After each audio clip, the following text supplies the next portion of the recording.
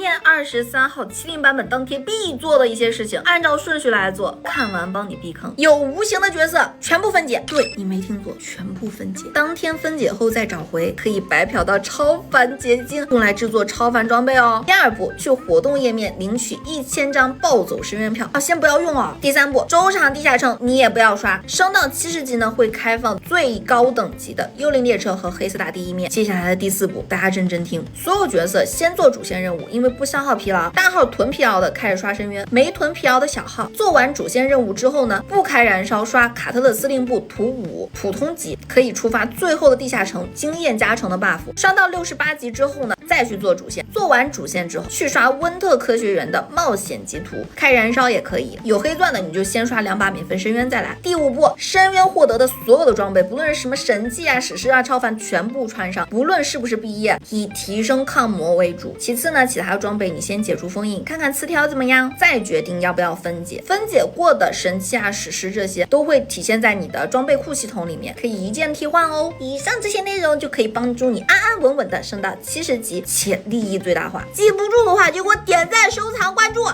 挂了吧。